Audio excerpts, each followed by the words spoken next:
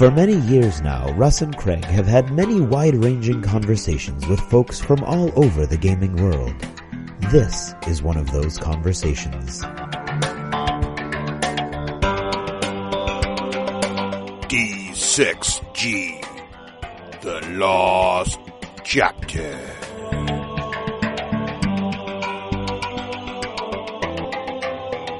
Hey, welcome back to Dunkin' Donuts. Craig, what are you eating right now, buddy? I am not, Russ. What? I am trying to be good. Are you saving room for Thanksgiving and Christmas and cookies? I'm trying. Yeah. I'm trying to be good right up until I'm not going to be good anymore. Okay, fair enough. Well, are you drinking anything? Like any decaf coffee? My cheat for this whole week is this iced coffee that I have in front of me. Ooh, see? Now, why is that a cheat? Doesn't even have mocha. What? Okay. Just because it's loaded with cream. Oh, That's how I have cream. my Oh, yes. Yeah, I do like cream in my coffee, too, I got to admit. Yes, I'm just enjoying these hot beverages. You love all these fall flavors. I do. I like the pumpkin latte, although I have to admit I kind of lean towards the Starbucks one, which is like a gajillion calories. But at Dunks, I also like it. And then I like the pumpkin muffin still around, loving those. So got to have the pumpkin muffin. Yeah, it's almost the end of pumpkin season, but I'm good through pumpkin through Halloween. And then I shift over and I start hunting for the eggnog flavors. So then you get into eggnog mode. That's what happens there. Right. Yeah. Well, Craig, last time we chatted here in the Lost Chapters. It's been a little while, maybe 3 or 4 books now since we did Where Are They Now? That's true, and they always seem to be people seem to like these. With somebody. We go somebody back, out there's downloading them. We go back in time and we look at games we reviewed, a couple of years ago now, and ask, where are they now? And we last left off in episode 116. We talked about Infinity. And that was the end of 2012. So a nice clean end there. So now we're talking about the beginning of 2013, which, seems like just last year, but it's not that far away. We're only a few short months away from 2015. Yeah. So now we're looking at like 2 years ago almost. We are looking January. at a year and 10 months. Yes, which is a long time. If we're still playing games from then, that would be so episode 117 was from the beginning of January. Now that was predictions and results. So in that episode we didn't have any games to review. Yeah. So we'll skip that one and go right to 118. Yeah. Which, this is interesting. So we reviewed an episode of 118. Now this is actually not so interesting just because of the game that we reviewed, but this is interesting because of a trend we've noticed since we reviewed this game. Yes. So we reviewed Space Cadets. The original Space Cadets by the Engelsteins, by Brian Sidney and Jeff Engelstein. And this is the original one, which does not have... And Brian. They're all on there. Not the dice. I mean, there are dice in it, but it's not that dice one. This is the one where you've got different stations, and each station has to do different mini games, and it is fully co-op. So you're all working together to try to beat a game-driven opponent. Spaceship. And you're manning the deck, the bridge of a non-IP infringing starship. And so one person's playing Tetris while another person is trying to play concentration, those kind of things, working together to power the stations and defend the ship, right? Yeah. Mm-hmm. Now, lots of like party game. Great party game. We thought very highly of the game. I still think very highly of the game. Had a lot of fun with it. But I think, Craig, it has sort of replaced itself. And that's what I'm referring to is... Yes. This was the first game that did that, and then Bang, to me, did it almost like on its heels with Bang the Dice game. But, Space Cadets, which we enjoyed immensely when we played it, and it was a lot of fun. We played it down here in the pub at one point. We actually played it at, Cody or John? John Richards' house. John Richards' house. Back when Jeff was first prototyping it. We got the chance to play an early copy. We played the prototype. And we enjoyed it there. I mean, so we've played it in a bunch of different venues. We really, really enjoyed it. But when Space Cadets Dice Duel came out, it was like Cadets hasn't seen the light of day since. Right. It really hasn't, because I think part of the challenge is that it is a little tricky to teach the different stations and get everybody figured out. Yeah. I mean, you're learning a bunch of different games. Space Cadets takes a little longer to play, whereas Space Cadets Dice Duel is much easier to teach. It's done in a half hour max. Much faster, but even more frenetic, and somehow simulates it better, if that makes sense. So it's sort of replaced itself. So while I still love the concept, love the game, love the Engelsteins, I have pretty much replaced Space Cadets with Space Cadets Dice Duel. Yeah, same for you. Yeah, absolutely. And it And it's funny because in Space Cadet, the original Space Cadet's defense, it doesn't have that. Like, I only enjoy Space Cadet's Dice Duel after the game is over, which I've said on multiple occasions. Right. And that's not meant to take away from my review of the game. I love the game. I enjoy playing the game. It's just that in the moment, you're so wrapped up in what you're doing. You're like, oh my God. And then it's after the fact where you realized you had fun. Right. And the original Space Cadets is more of a traditional, like, oh, here we go, doing these funky things. And you're like looking at an egg timer every now and then, but it's not this, race against the other team sort of thing that really drives you crazy. Mm-hmm. So I mean, I'm sort of nostalgic sometimes for the original Space Cadets. Yeah, it's a great game. But Space Cadets Dice Duel is without it. And there's a reason there's an expansion for Dice Duel, and Die there Fighter. Hasn't been one for Space Cadets, the original. Yeah. So, and by the way, I think we're not the only ones. I would love to hear from you, though. If you're a listener and you prefer Space Cadets over Dice Duel, please email us and let us know, because I'm curious. Yeah, very curious. Yeah, info what you like about it, because I do still like the game, but yeah, Dice Duel I think is better. Yeah. Now, after that, we had episode 119. That's the way numbers work. Which, yes, but in 119, we didn't review a game. It was a pretty good episode, though, I thought, where Kurt was in the third chair, and we talked about adult content in board games. Oh, and, this must have been right around the time that Kickstarter was. Yes. I can't remember. And then we also interviewed Colin, not Colin, from Lone Wolf Development about Realmworks. This is back when Realmworks was getting close, but still was doing the Kickstarter thing soon and everything else. Now, of course, Realmworks is out, but that was a great interview as well. So if you want to head up and check that episode. But no games to talk about there, so let's move on to February, Craig. Right. February. Which is a short month. 2013. Let's see what we talked about that month. Oh, this is a sad month. Why is it sad? Well, Rick Priestley first. We had Rick Priestley, which was amazing. Mm-hmm. So a highlight in our entire canon. Yes. Oh, yes, it was. But sadly, his Beyond the Gates of Antares Kickstarter did not succeed. Was not. It did not. It did not. They canceled it before it could fail miserably. But didn't they? They did. They ended up canceling it because it was not going as they'd hoped. But we also did a detailed review of Sedition Wars, the board game. Yeah. Now, Sedition Wars, I backed it. I have a copy of it. I am on record as saying that it was a no-brainer to back because the price for the bases alone you get was worth it. So I've not been disappointed. Speaking of no-brainers, I got all of those bases on eBay for $15, but I had to wait like a year and a half. That's right. However, I have used these models in many ways. I like the game. I like the game mechanics. They've since the game mechanics in the core game were good. The game mechanics were since improved, which makes the game even better. I love the fluff of the game. I like how the mechanics work. I like how all the infection works and everything. The biggest problem with the game was the warping tiles, which I still haven't got my tiles to not warp with this. I don't know what happened with this particular game. Really? Doesn't work. But I did back a Kickstarter since I got the game to build, it was called Battle Stations, and it was cardboard assembly space terrain. Yeah, it's 3D space, sci-fi terrain, right? Foldable, right? I backed that. My plan was to use it for this. Literally, Craig, this past week, I just got that in the mail. Really? So I just got, and they look fantastic. So now my goal is to build. I've heard good things. Build that up and then try Sedition Wars on that surface. That's my whole plan. Cool. So it's taken me since February 2013, but I now have everything I need to properly play Sedition Wars. Go. So there you have it. And I do have Josh, a friend of mine, also local gamer to us. He also owns Sedition Wars and keeps asking me when we can play. So he has a few of us, a few bold Sedition War fans, but the game I would say is not a huge thing. And I would also say that I think, if I were honest, Dead Zone really scratches the itch that Sedition Wars was trying to fix in a better way. In other words, Sedition Wars was a squad-based sci-fi game where you had two factions, and others hinted at. Dead Zone is a sci-fi game with built-in terrain that's fantastic and more factions. So really, if I were going to pick a skirmish board game hybrid with miniature game, I would go Dead Zone today, if I'm honest. Mm-hmm. But I do like the mechanics of it. I like the theme. I like the story. So I'm looking forward to trying it out in my new terrain. Yeah, there you have it. Yeah, and I'm looking forward to hearing about it. So that was that. Then let's see. In 2013, then we're looking at March because February is a short month.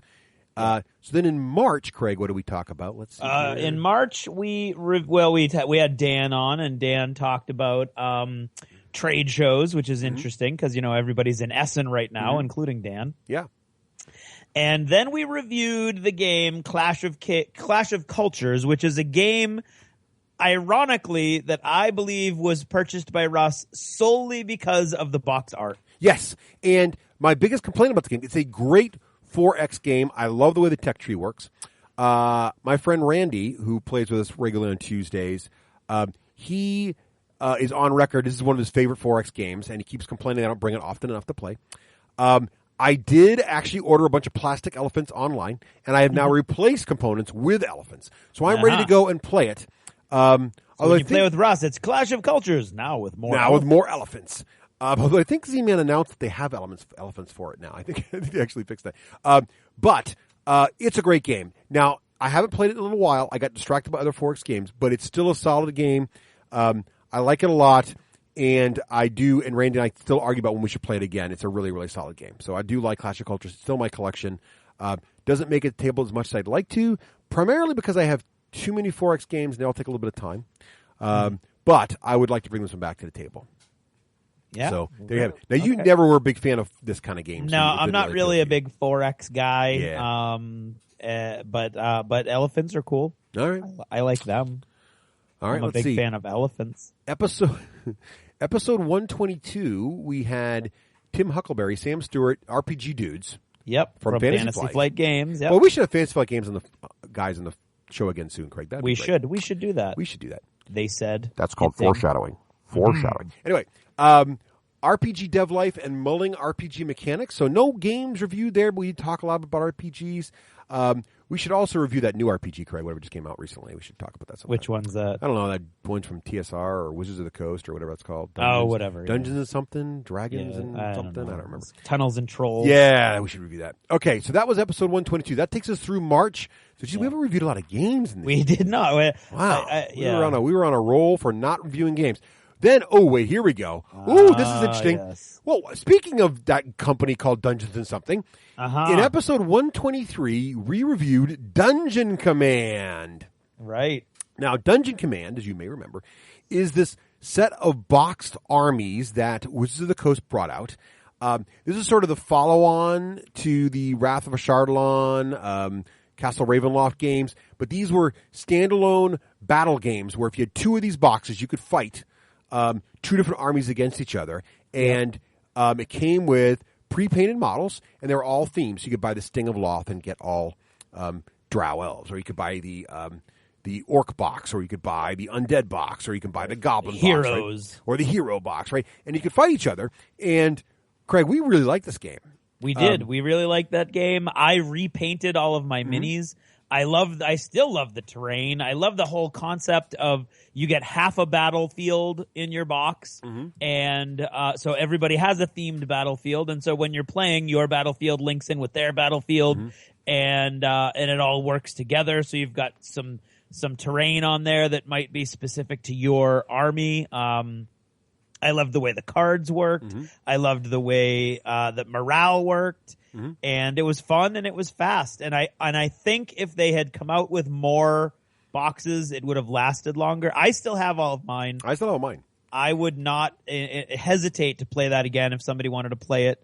I actually, there's a lot of these games that I would love to play way more than a lot of the games that are getting played lately. But yeah, no, it's this is one of them that was so fast in our local group that they still make fun of me for painting my models. Well, this one I really like. I do have all the boxes too. I think there's like 6 factions, right, counting the heroes. Think so, yeah. I have them all. My youngest daughter got into it briefly. She's now into War Machine more, but this was the game that got her into, that I thought I would get her into miniatures, and she loved it. We played it. But here's the thing. I just had all these boxes out last weekend.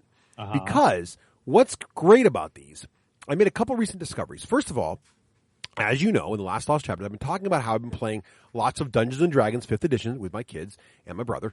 And, of course, when you play D&D, it's really handy to have miniatures, especially for the monsters. And with the kids, you really want to have those visual cues, right? So I've been having Realmworks, and I've had on the screen, like I take pictures of my iPhone of the monsters in the monster manual and show them off. But even better, on the table, wouldn't it be great if I had like an actual kobold model or an actual orc model or an actual drow model on the table and I'm thinking to myself, boy, I'm using my descent models because I have one big bag of them. I'm like, boy, wish I had, wait a minute. And I went and grabbed up my Dungeon Command stuff, and there's all the models. Not only that, but I've combined that with all of my dungeon crawling games like Wrath of Shardlon and Drizzt, and all of a sudden I've got a ton of D&D models.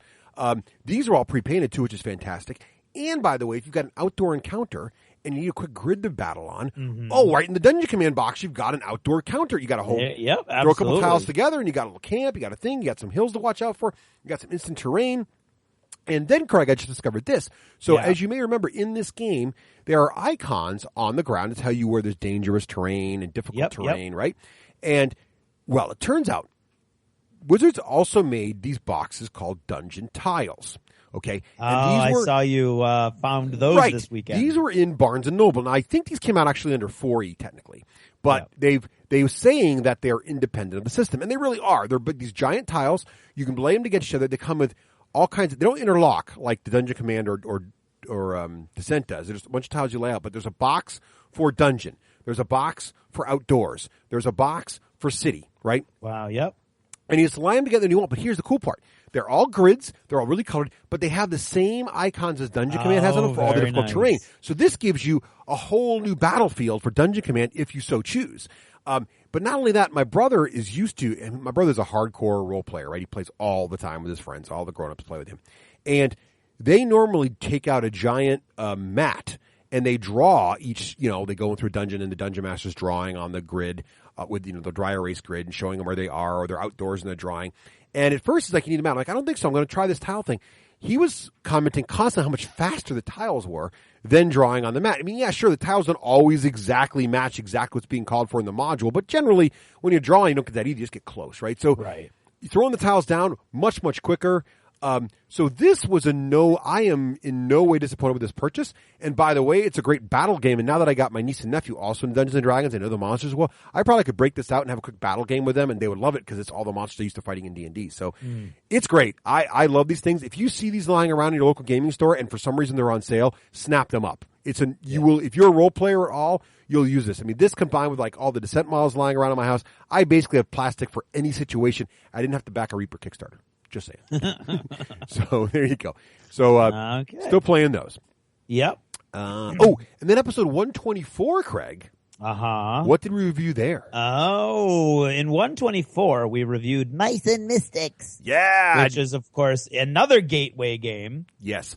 Probably you would consider that one of your role-playing gateway games for your children.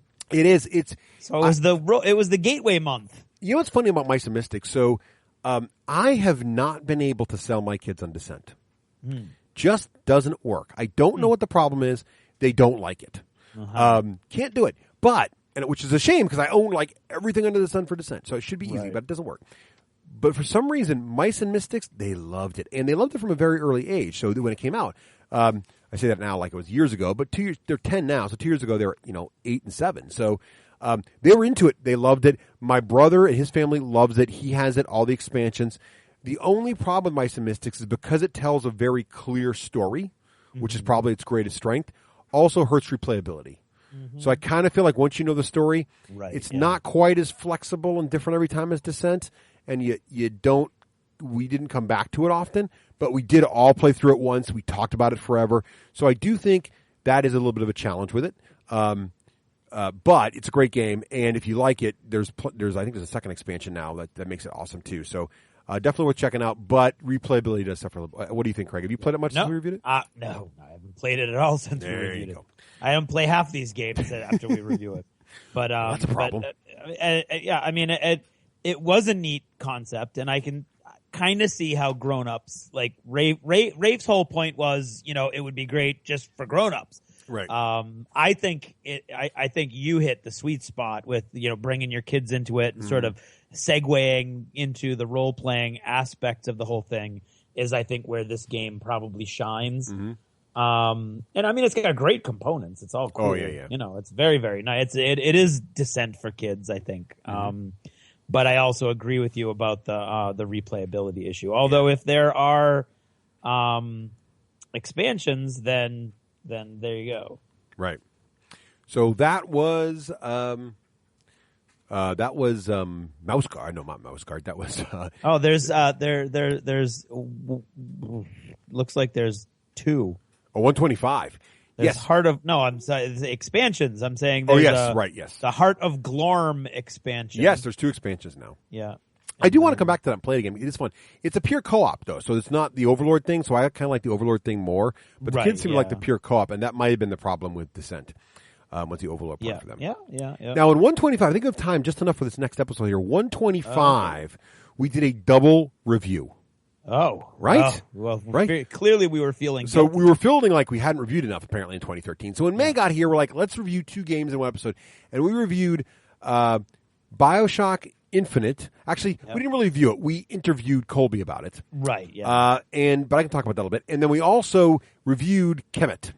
Yes. The Kemet, the board game as well. Yeah. So let's talk a little bit about Kemet, Craig. Do you remember Kemet? Is that the one with the cards and you're like buying the cards, or is that a different game? No. So Kemet's the one where the components are insane. It's Egyptian themed, and well, there are cards you buy, so that's what you're thinking of. Yeah, and that's what I'm saying. And some of them are like godlike models that you. Yeah, I like that. So you upgrade. So you buy a card, and it gives you a new unit type you can then play on the battlefield. Yeah. But the crazy thing about the game is that the locations are very abstract. And you can teleport around. It's the 4-sided dice, right? Yes. Yeah, and you use 4-sided dice to mark your pyramids, and the numbers indicates the level of upgrade on your pyramid. Right. So this is a really great game. I think I own it. I like it. I like how fast it plays. I like the fun of it. I like a lot about it. I don't know why it doesn't hit the table more, actually, in our local group. It doesn't, though. And I mean, it's such a dense environment now with so many games that everybody wants to constantly play. But Kemet, I think Kemet's a kind of game that if I broke it out again, people would play it. Yeah. I prefer, I like it among all those kinds of games that you've bought and that you love that kind of game. Yeah, right. This is a game where, for whatever reason, your interest and my interest intersect in that I would always be more than happy to play that game. Yes, because of the cool components. It's got it all. And it's a story, and I like Egypt, and I like it's cool the way it all interacts. And Kemet's one of those games that has it all, and I'd say even now, almost year and a half later from it coming out, it still is one of those games. There aren't many games that come out that are fully have it all, where they have fantastic components, tight rules, and just great gameplay and a perfectly captured theme. Right. And Kemet is one of those games that still has all that. It stands up after a year and a half of being out, of having all that. And I would argue that there's still a very small group of games that actually brings that all together that well. So I would highly recommend Kemet as a great game. Now, we also talked about BioShock Infinite. I can't remember if later we reviewed BioShock Infinite or not, but let's just talk about it here. So BioShock Infinite is a really, really good board game for BioShock fans. So you have to like BioShock. I have not been able to. I don't think people who have not played the video game enjoy the board game. Did you enjoy the board game, Craig? I did not. Yeah, no, so I found it very frustrating. I think you have to like the video game. I think you have to like the video game's like world. Yes, you do, because it's you're playing in that world, but you're not playing. Like the heroes of that whole story. Yeah, so even if you like the story, you have to like really love the world, not just the story. Because you're almost like rooting for the game because the good guys are in. Right. You don't control the good guys. Yeah, and the fact that's what killed my one play of it was the way that the heroes can come in and just totally mess you up. Right. And I was like, oh, well, that's great. Yeah. So it's like it's a very frustration. I don't know. It has built-in frustration that I don't like in games. It does. It's a global conquest game, right? Yeah. It does capture all the elements of the game world. It does feel like you're sort of watching the world unfold. But what's interesting about it is you're watching the world unfold as the bad guys, and you're not. And the good guys are just sort of doing their own thing.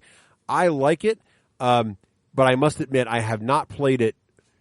I think I played it like once since we reviewed it, and I think it really comes down to, and you don't see it get played a lot. I've seen it at, it's not one of the games that you see really moving well for Plat Hat at conventions, and I think it's mostly because you're either a BioShock fan or you're not. and it doesn't transcend its genre, I think, unfortunately, for it. No. And there are better area control games. Like Kemet, for example, is a better area control game. Yeah, absolutely. And I think they did a great job with their theme, because I spent half the game, once I got so frustrated I wasn't really paying much attention, I spent half the game reading the cards and looking at the artwork and getting all intrigued. And that game is why I read that very disappointing novel. Right. Yes, it does capture some of that. So I like it, but I don't think it stands up unless you're a BioShock fan. Right. There are just better, stronger, better, area stronger, control games faster. like that. Yeah. So there you have it. That is our quick and dirty review up through episode 125, Craig. Yeah, we started late, so they're going to kick us out anytime. Yeah. So we'll do that, but unless you want to try to squeeze in one more. Should we give well, we can. I mean, it's a big thing for you. I think it'll. Why don't we do it? All right. See. Okay. Why don't we clean up we don't want to stop in mid-May. Okay. I mean, so let's wrap up May. The butt later on when we try to do the next one. All right. Let's wrap up May 2013. So in the end of May 2013, episode 126 came out, and that is in which we had an interview about Malifaux's second edition, which we could talk about forever. But also we reviewed the Iron Kingdoms RPG. In great detail. Yep. Now, since then, we have played. I don't know. I think we probably played 3 or 4 sessions of IQ. How many have we played? One of those 2 numbers. Yes, I can't remember. It was probably 3. And then I had a one-off. And you played any besides with me or no? No. So I like this RPG a lot. I still like it a lot. I have bought all the expansions that have come out for it. And the bag. I own the bag's good for anything, but I also just bought the Monsternomicon, which came out this past Gen Con. I still own all the stuff because A, I love the War Machine fluff. B, I like how this RPG works. I love the character creation in this game, and I like how with the expansions they can just add, more classes, but these classes can intersect with any existing classes. And now you just each new class to come out with just multiplies the combinations of creating clever things you can do with the game. Yeah. I do like the mechanics. Now, having said all that. I thought this would be the first quote-unquote grown-up RPG I would introduce my kids to. Both my kids love War Machine. Yep. Both my kids love the universe, and I was ready to move them up from the fairy tale RPGs and other RPGs like that and Mouse Guard to one of these more rich. Rich is the wrong term because these other rich world, but more complex rule sets, right? And so I was ignoring D&D 5e and going to do this. But then when 5e came out and I saw, here's the thing, the combat system in Iron Kingdoms, which I think is great, is War Machine Light, which is great for War Machine fans, and indeed my kids would get it. But the downside to the way the combat system works is because each move is so complex, it's D&D 4 style. So this is the thing. It was equivalent to D&D 4. It is a very tactical miniature war game when you do combat, which is a blast if you like that sort of thing. And I'm on record as liking 4. Right. But the downside of that is because you're basically playing a little miniature war game, there's downtime for each player between each action, right? Because Craig's going to think about exactly what he's going to do because he's got all kinds of options and exactly where he moves matters. And then my brother's going to think about what he's going to do. And then Rafe's going to think what he's going to do. And then I, as the GM, going to think what the bad guy's going to do. Then go about a run again. And so it's slow. It's cool because you're watching a miniature war game happen in the middle of your RPG, but it's slow. Whereas 4e is the same problem. In D&D 5, because it's a little bit more retro and the combat can use grids, but is much more like, I swing my sword, okay, you miss, okay, you go. And it's just much faster and less complex. It's a better game. I think it was a better next stepping stone, so I went that way. That said, though, I can't wait to play our next session of our Iron Kingdoms game. I think we left off in a really cool spot, and I want to continue that story. Yeah, I was almost dead, I think. You're back. You're okay. So what did you think, Craig? Is it I kind enjoyed of it. I'm still not a big fan of the Iron Kingdoms world, but as always, everything Privateer Press puts out is top-notch, and I love the character creation, as you said. I really think it's cool. It lends itself to everybody wants to dual class. Everybody's always wanted to dual class. Right. This not only lends itself to that, it lends itself to unique combinations where you're literally creating your own character's class from the ground up, which I think is very, very cool. It is brutal. The combat I found was deadly, fun and deadly. Which I like. It's realistic from that point of view, and I enjoyed it. And I would look forward to playing it again in a heartbeat, as I said several times so far this chapter. Yeah, so I would love to. I'm having a great time GMing D&D 5e and with the kids, but I'm looking forward to some more all grown up RPG time. So this would be a great way to do that. So I'm looking forward to run that. Yeah, again. and now I think now we haven't reviewed Malifaux 2. No, we have not. Do you want to discuss the second? Well, I edition? mean, I'm not so much discuss as just I have a comment. Like I was very excited. I played a couple games. I did not dislike them at all. I enjoyed them, and then for some reason, I just lost all interest in Malifaux. Yeah, I did also. I like it. I like it better than the first edition. Yeah, me too. I like what they did to all the mechanics. I love how the guild plays now. I still love playing Perdita. She's not perceived to be quite as evil, so it's nice to bring her to the table and have people go, "Oh, no, Perdita." So that's great. I love some of the nuances. How even more of the fluff is in the rules, like the family rule and how her brother works with her and everything else is just great. So I still love it. And it is. I would say it is one of the most played miniature games at our local store. Yeah, I think so. That with depending which night you come. But it's still got a very, very strong following, very, very passionate. It's still very, very active in our local gaming group. Just for some reason, Craig and I aren't those people. I don't know why, right, yeah. because and I like it. The thing that killed me is that I did a full court press painting an entire new faction, like basically every model that came out for the 10 Thunders. And just as I was finishing that up, I was like, I know what happened. I can tell you what happened. What happened? So Dead Zone. So I think as this is resurging, we got hooked into Dead Zone. This happened a long time ago. Okay. Yeah. Right. No, it didn't coincide with any other miniature game suddenly coming in. It was just I don't know. It may be an untruth, but I feel like it was the brain burn thing. I don't think it's weighing on me, and I don't think it is brain burning. I don't think it's anymore. as brain burning as it used to be. Yeah, it's definitely no, it's not. Yeah, they did a great job, but for some reason, a barrier in my head rose up to my wanting to get back into it, and now I'm just looking at all these models that I have, going like, "What the heck did I do?" But there's plenty of people who play at Myriad because I would say, without a doubt, on Tuesdays anyway. Yeah. Well, not that I've been in forever, but as far as miniatures war games go. I see this more than any other. Yep. By far. So it's up there. So Malifaux still going strong in our community. Craig and I have just been distracted by other shininess, apparently. That's probably the long story short. Okay. Now we're really getting the stink eye. All right. So we got to move on so we can kick us out of Dunkin' Donuts. Well, thanks for joining us here today, guys. We are now through May 2013, so in a few more lost chapters, we'll bring you even closer. That's right. Maybe early next year, so we can close out 2013 and still be 2 years ahead. Ooh, there you go. Yeah. All right, cool. So, where I feel like Indiana Jones and that boulder is rolling. It's coming. Yes, we got to keep you guys up to date on where this stuff is because why not? Do we need to have a Where Are They Now 2 years after we do Where Are They Now? There you go. That will just keep episode 1 and just be cycle. Like, now that it's been 10 years since we. It's a Mobius tunnel with those stone rolling behind you. I know, right? Do you know in 2018, which is just sounds stupid to say, we'll have been doing this for 10 years? I don't even want to. It's best not to talk about that. Yeah. All right. So. I think you might have just jinxed us. Probably. Yeah, maybe we won't. We'll see.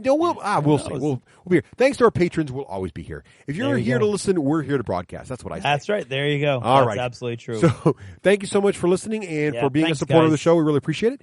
And we'll talk to you again soon. Yeah, we'll see you in the big show next week.